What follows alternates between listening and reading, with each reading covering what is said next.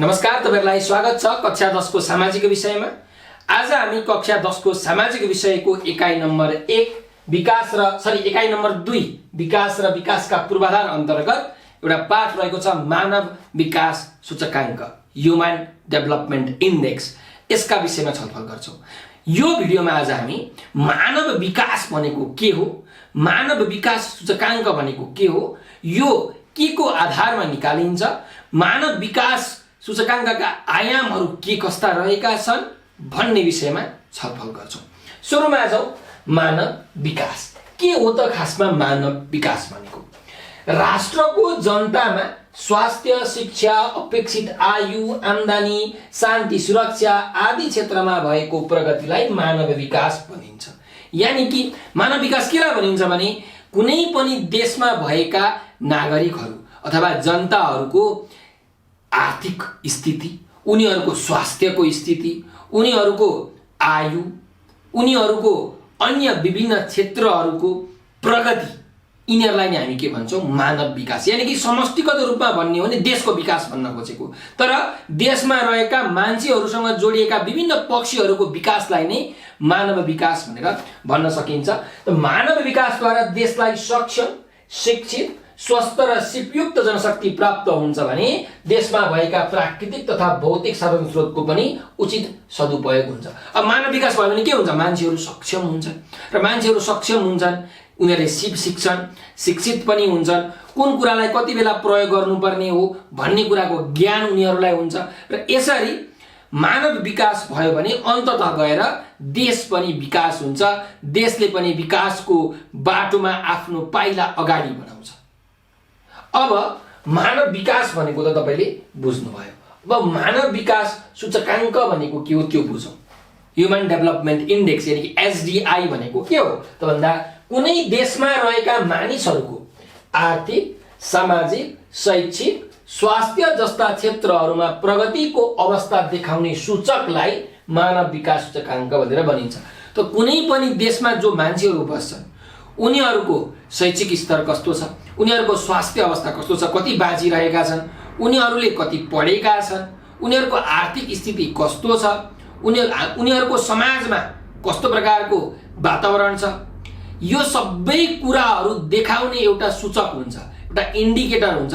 त्यही इन्डिकेटरलाई नै मानव विकास सूचकाङ्क भनेर भनिन्छ। मानव विकास भनेको सूचक हो, ह्युमन डेभलपमेन्ट भनेको सूचक हो र यही सूचकको अङ्कलाई, मार्क्सलाई सूचकाङ्क भनेर भनिन्छ। इन्डिकेटरको मार्क्सलाई सूचकाङ्क भनेर भनिन्छ है।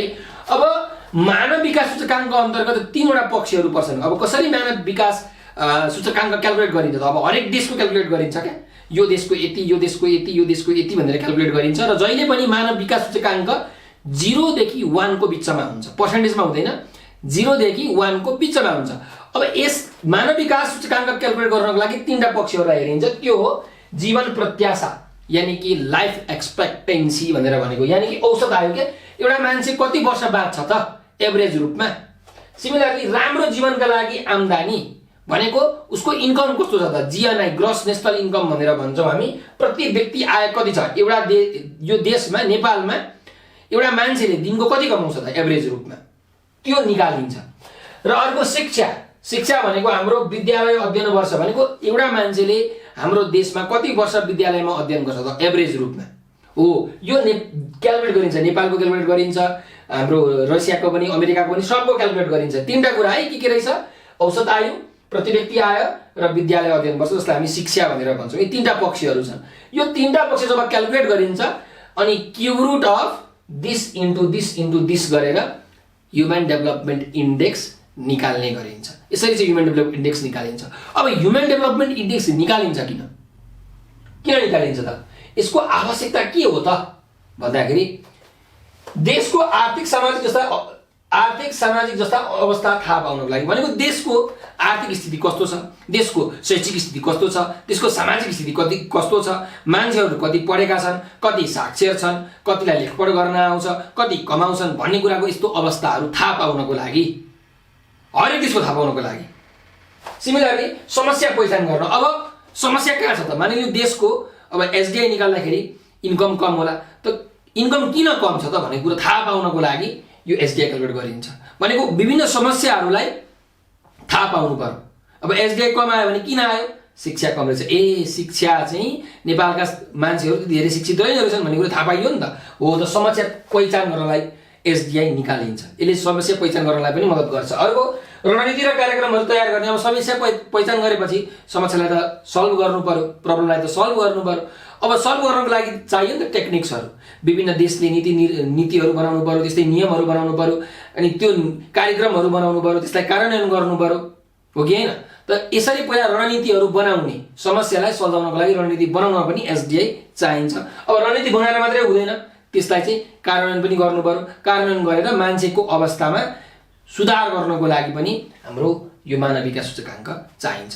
र विभिन्न देशहरूको कस्तो स्थिति छ त मानव विकासको भनेर कम्पेयर गर्नु पर्यो भने पनि चाहिन्छ। त्यो तपाईँले 5औं नम्बरमा पनि लेख्न सक्नुहुन्छ। कम्पेयर गर्नु पर्यो भने हरेक देशहरूको मानव विकासको स्थिति कस्तो छ भनेर कम्पेयर गर्नुको लागि पनि मानव विकास सूचकाङ्क चाहिन्छ है। यसको यो आवश्यकता।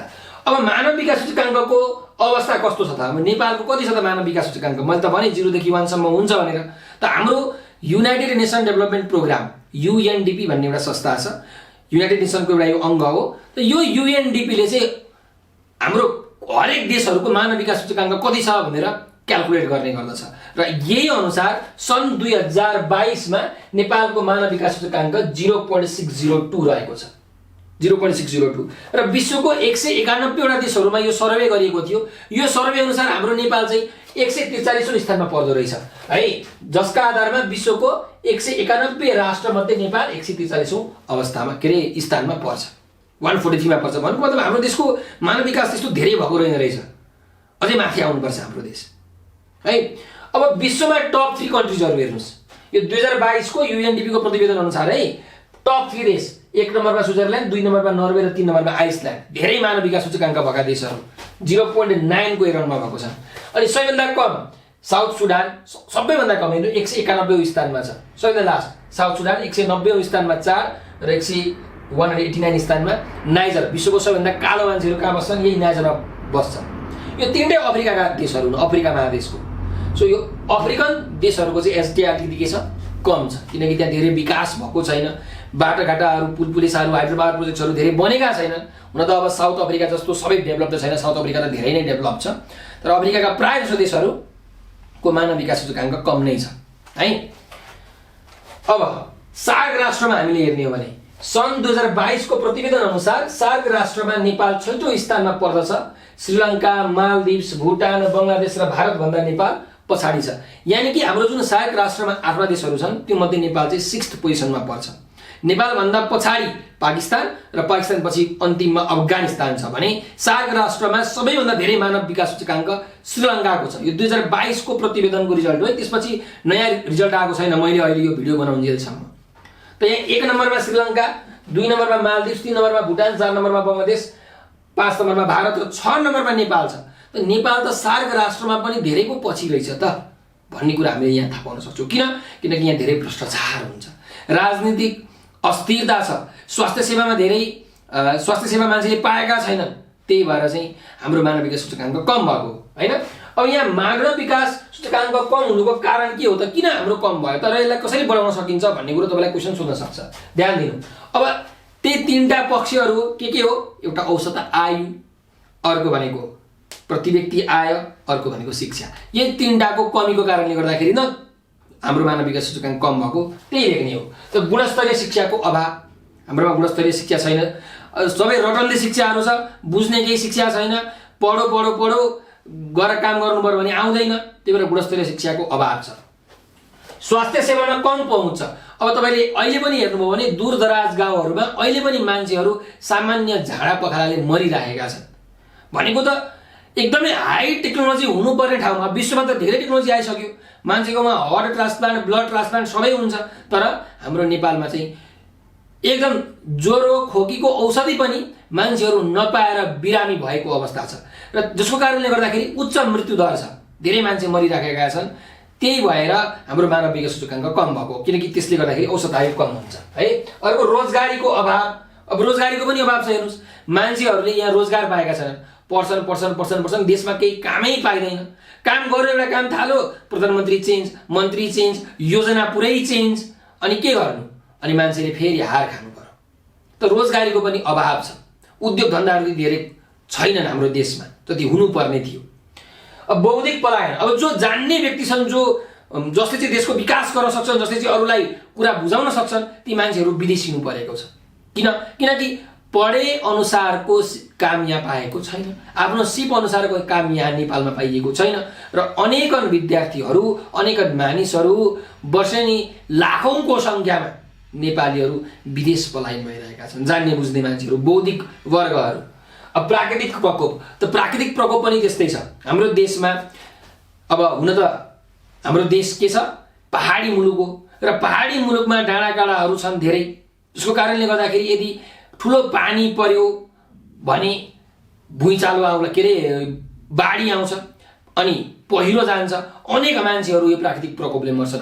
अझ जङ्गल डढेलो लाग्नेको कारणले गर्दाखेरि पनि मान्छेहरू मरिराखेका हुन्छन्, त्यसको कारणले गर्दाखेरि हाम्रो औषध आयोग कम हुन्छ, त्यसको कारणले एसडिआई कम भएको। अब एसडिआईलाई कसरी बढाउने त त्यसो भए?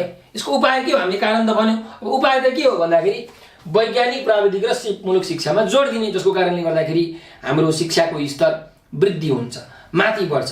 भनेको अब प्राविधिक टेक्निकल एजुकेसन चाहियो, सिपमूलक एजुकेसन चाहियो, भनेको स्किलफुल एजुकेसन चाहियो कि जसको कारणले गर्दाखेरि पढिसकेपछि मान्छेले गएर काम गर्न सकोस्, अरूको काम नभए पनि आफैले नै काम बनाएर गर्न सकोस्, त्यस्तो खालके सिप दिनु पर्यो। स्वास्थ्य सेवा सुविधा र जनचेतनामा जोड।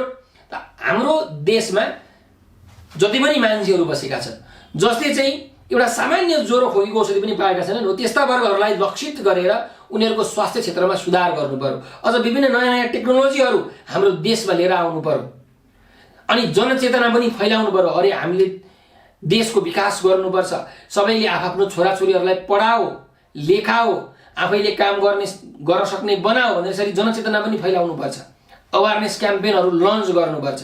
यसको कारणले गर्दाखेरि मान्छेहरू शिक्षित हुँदै जान्छन्, मान्छेहरू बुझ्दै जान्छन्, मान्छेहरूको स्वास्थ्य सेवामा पनि सुधार, स्वास्थ्य क्षेत्रमा पनि सुधार आउँदै जान्छ र एसडिआई बढ्छ।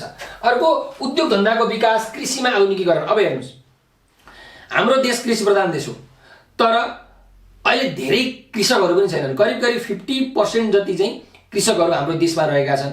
अब अहिले कृषि गर्न मन लाग्दैन क्या मान्छेहरूलाई, अब उही हलो जोत, उही कोदाली लिएर जा।